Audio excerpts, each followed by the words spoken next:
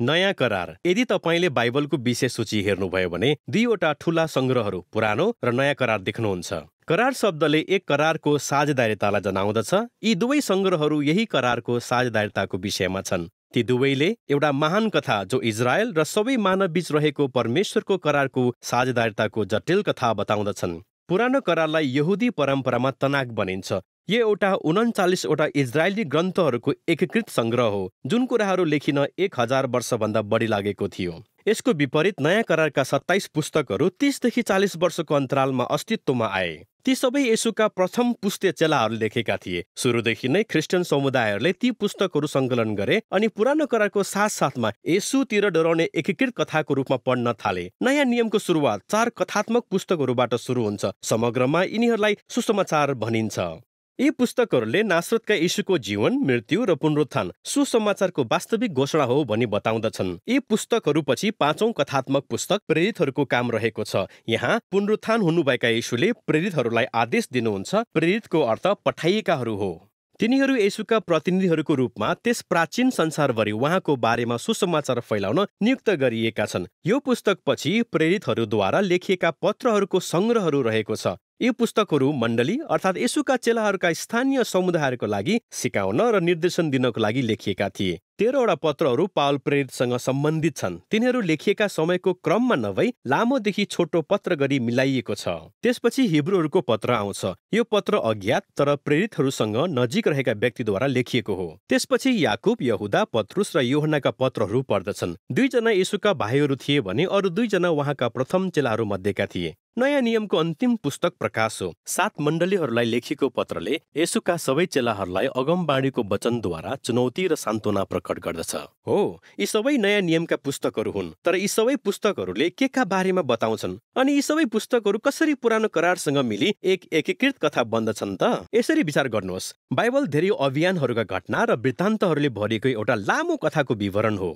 पुरानो करारको पहिलो घटनाक्रमले नै हामीलाई यी कथाको अर्थपूर्ण तवरले बुझ्नलाई चाहिने सबै कुराहरू बताउँदछन्। मुख्य शीर्षकहरू र कथा वस्तुका द्वन्द्वहरू विशेष रचनात्मक ढाँचामा मिलाइएका छन् अनि त्यसपछि नयाँ करारमा यी विषयहरू उठाइएका छन् जहाँ कथाको उच्च बिन्दु येशूमा आएर टुङ्गिन्छ। मेरो तात्पर्य यहाँ देखाउन दिनुहोस्। पहिलो घटना परमेश्वर र सम्पूर्ण मानव जातिको बारेमा हो। परमेश्वरले अद्भुत बगैँचा मन्दिरको रूपमा मानवहरूको लागि दिनुहुन्छ जो यस संसारको अधीन गर्न परमेश्वरका साझेदारको रूपमा बनाइएका थिए। तर मानवहरू मूर्ख छन् र तिनीहरू खराब परीक्षामा आफैलाई दिई परमेश्वरको ज्ञानको विरुद्धमा विद्रोह गर्दछन्। त्यसैले तिनीहरू उजाड स्थानमा निर्वासित पारिए अनि त्यहाँ उनीहरूले एकअर्काको हत्या गर्न सुरु गरे। तिनीहरूले आफ्नो स्वार्थ र दमन फैलाउने सहरहरू बनाउँछन्। त्यसको उत्कर्षमा एकदमै खराब विशाल सहरको रूपमा बेबिलोन बढ्दै गयो। तर परमेश्वरले संसार र त्यसका मूर्ख मानिसहरूलाई प्रेम गर्नुहुन्छ। त्यसैले उहाँले हामीलाई विनाशको पासोमा पार्नको निम्ति लोभ्याउने दुष्टलाई नाश गरी नयाँ मानवको आगमनले गर्ने उद्धारको योजनाको प्रतिज्ञा गर्नुहुन्छ। बाइबलीय कथाको अर्को घटना परमेश्वर र इजरायलको बारेमा हो र यसले शीर्षकहरू र पहिलो घटनाको ढाँचाको विकास गर्दछ। परमेश्वरले बेबिलोनबाट नयाँ मानव जाति अब्राहम, सारा र उनका सन्तान इजरायलीहरूलाई अद्भुत बगैँचामय भूमिमा बोलाउनुहुन्छ। परमेश्वरले उनीहरू मार्फत सबै जातिहरूको निम्ति ईश्वरीय आशिष पुनर्स्थापना गर्ने प्रतिज्ञा गर्नुभयो। निश्चय नै यिनै नयाँ मानवहरू हुन् जसलाई हामी पर्खिरहेका थियौं। तर इजरायलीहरूले पुनः परमेश्वरको विरुद्ध विद्रोह गरे, हिंस्रक सहरहरू निर्माण गरे जसले तिनीहरूको विनाशकारी मार्ग रोजे र अर्को बेबिलोनको निर्वासनतर्फ अग्रसर भए। तर परमेश्वरले नयाँ मानवको आगमन हुने प्रतिज्ञा अब्राहमको वंशबाट कायम राख्नुहुन्छ जसले पुजारी राजा भई इजरायल र मानव जाति दुवैलाई बेबिलोनबाट उद्धार गरी संसारमा परमेश्वरको आशिष पुनर्स्थापना गर्नुहुनेछ। अब ध्यान दिनुहोस् कि यी दुवै घटनाहरू कसरी एउटै ढाँचा अनुसार रचना गरिएका छन्। दोस्रो घटना पहिलोको भन्दा लामो र अधिक हिंस्रक छ अनि तिनीहरू दुवैले मानवको दुःखद अवस्था प्रकट गर्दछन्। साथै ती घटनाहरूले परमेश्वरको प्रतिज्ञालाई जोड दिएका छन् जुन घटना पुरानो करारका अगमवक्ता र कविहरूले बढी विकास गरेका छन्। अगमवक्ताहरूले इजरायल र सबै जातिहरूलाई उनीहरूको दुष्कर्मको दोष लगाए अनि घोषणा गरे कि एक दिन परमेश्वर आफैले प्रभुको दिन ल्याउन र संसारलाई बेबिलोनबाट छुटाउन आउनुहुनेछ। यो कार्य उहाँले प्रतिज्ञा गरिएको राजकीय पुजारीको माध्यमबाट गर्नुहुनेछ जसले दासले झैं कष्ट भोग्नुहुनेछ, इजरायल र सम्पूर्ण मानव जातिको पापको निम्ति मर्नुहुनेछ, तर त्यसपछि उहाँ जातिहरूमाथि राजाको रूपमा उच्च पारिनुहुनेछ। उहाँले अरूहरूलाई बेबिलोन छोड्न र नयाँ करारका मानिसहरूसँग जोडिन बोलाउनुहुनेछ जसले परमेश्वरसँग साझेदार भई नयाँ यरुसलेममा शासन गर्नेछन् जुन नयाँ सृष्टि हो। अनि पुरानो करार एउटा नयाँ घटनाको प्रतीक्षाको निचोडका साथ समाप्त हुन्छ। अब जब तपाईँ नयाँ करारमा फर्कनुहुन्छ, त्यही पुरानो कथा निरन्तर येशूमा अगाडि बढिरहेको छ। आउनुहोस् यो कसरी हुन्छ भन्ने हेरौँ। 4 सुसमाचारका पुस्तकहरूले नासरतका येशूलाई प्रतिज्ञा गरिएका अब्राहमका पुत्र, जसले जातिहरूलाई परमेश्वरको आशिष दिनुहुने, र नयाँ मानव जसले दुष्टलाई परास्त गर्नुहुने र मानवतालाई पुनर्स्थापना गरी परमेश्वरसँगको साझेदारीमा ल्याउनुहुने व्यक्तिको रूपमा प्रस्तुत गरेको छ। त्यसैले येशूलाई अझ धेरै कुराको साथ मानवको रूपमा प्रस्तुत गरिएको छ। उहाँले परमेश्वरको प्रतिज्ञा गरिएको राज्यको आगमनको घोषणा गर्दै हिँड्नुभयो अनि इजरायलको ईश्वरीय राजाले झैँ बोल्नुभयो र व्यवहार गर्नुभयो। तर येशूले आफैलाई राजाको सट्टा मानिसको पुत्र भनी सम्बोधन गर्नुभयो, अर्थात् एक मानवको रूप जसले दास सरह काम गर्नुहुनेछ। सुसमाचारका पुस्तकहरूले दाबी गरेका छन् कि येशूमा इजरायलका परमेश्वर विश्वासयोग्य इजरायली र साँचो मानव हुनुभयो, जो हामी हुनुपर्ने थियो तर हुन असफल भयौं। येशूको मिसन भनेको त्यो स्वार्थीपन, हिंसा र मृत्युको प्रलोभनमा फसाउने अन्धकारमय दुष्टलाई रोक्नु थियो। तर त्यो प्रकारको दुष्टलाई तपाईँ कसरी परास्त गर्नुहुन्छ? यी सुसमाचारहरूमा आश्चर्यजनक उत्तर यो छ कि येशूले हाम्रो दुष्टतालाई आफ्नो विरोधाभासपूर्ण सिंहासन अर्थात् क्रुसमा, जहाँ आफूलाई मार्न अनुमति दिनुभई मानव जातिको दुष्टता र पापको लागि मर्नुभयो र विजयी हुनुभयो।